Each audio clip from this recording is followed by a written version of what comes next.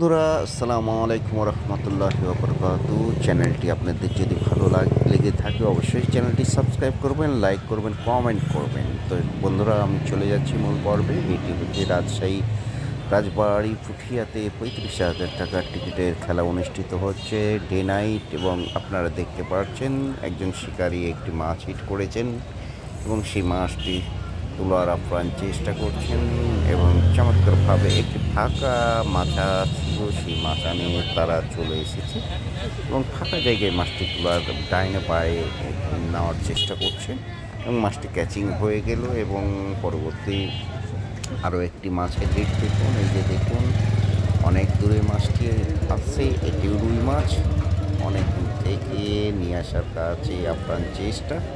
তো ডে নাইটে 35টি সিটে খেলা অনুষ্ঠিত হচ্ছে, যদিও 44টি সিট ছিল, বেশ কয়েকটি ফাঁকা ছিল, সেই কারণে আসলে 35টি মাছ হাতে খেলা অনুষ্ঠিত হচ্ছে।